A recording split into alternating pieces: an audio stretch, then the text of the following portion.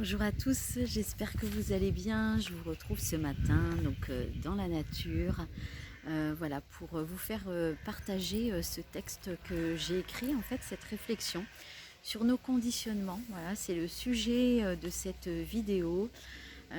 Donc vous savez tous, hein, ces conditionnements qui nous empêchent de voir le beau et de penser au meilleur, hein. Donc les conditionnements qui nous rendent en fait inaptes au bonheur, car en se focalisant sur ce qui ne va pas, en choisissant d'entretenir des rancœurs, hein, des colères, en entretenant des sentiments négatifs, des pensées négatives hautement polluantes, eh bien on ferme la porte de nos cœurs, hein, ce qui nous éloigne évidemment de notre lumière et forcément des belles choses.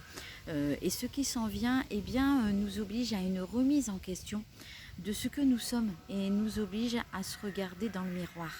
Et qui sommes-nous, hein? Sommes-nous ces êtres avec si peu de bienveillance et si peu de compassion pour les uns et les autres? Moi, je ne pense pas. Je pense que derrière nos zones d'ombre se cache beaucoup de lumière. Nous parlons de paix, hein, on souhaite la paix, on parle d'amour, alors qu'on continue de se comporter comme des personnes loin d'être en paix et loin de vivre avec tout notre potentiel d'amour. On utilise ces mots comme on dirait bonjour en fait, et tous ces discours qui ne résonnent pas finalement toujours en nous. Qu'en est-il de ces comportements, hein? Sont-ils empreints de paix, empreints d'amour? Qui sommes-nous aussi pour jeter les pierres et construire des murs autour de nous? On continue en même temps que ces belles paroles à avoir des attitudes négatives. Alors, sommes-nous parfaits? Je ne pense pas.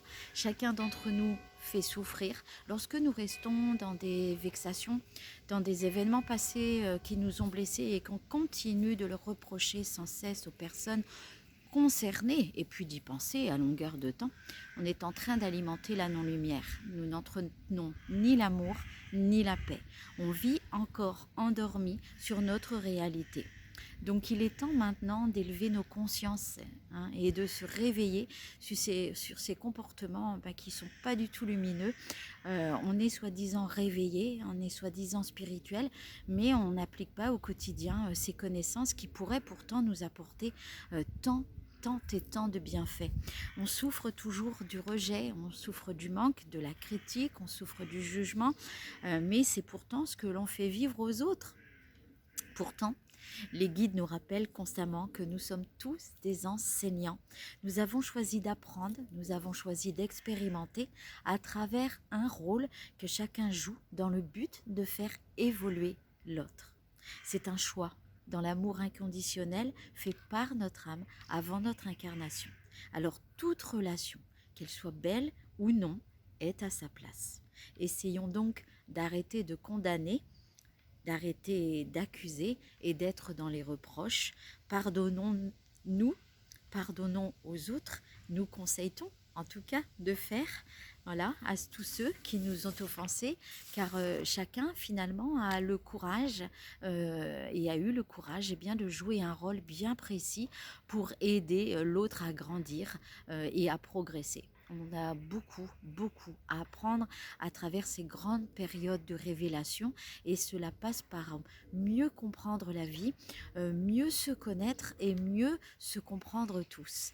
Voilà, nous ne sommes ni dans l'amour ni dans la paix lorsqu'on reste dans des expériences de vie qui alimentent encore beaucoup de souffrance, d'amertume et de rancœur.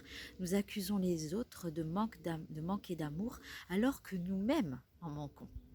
Nous accusons les autres de ne pas changer alors que nous-mêmes ne nous changeons pas. Tant que nos pensées et nos agissements ne reflètent pas l'amour et ne reflètent pas la paix, nous ne pouvons espérer voir le monde devenir meilleur.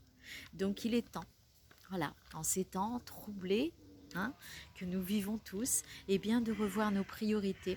En tout cas, ce message nous invite à rentrer en introspection sur nous-mêmes. Ce qui doit être guéri émotionnellement doit l'être maintenant pour nous permettre la vraie libération et enfin d'être capable de vivre des relations beaucoup plus sereines, beaucoup plus harmonieuses. C'est en tout cas le défi qui nous est demandé de relever. Être capable de pardonner est la voie qui nous amène à la paix. Et ainsi, eh bien, on devient des agents de la paix et des agents du changement, que ce soit pour nous, mais également pour tous.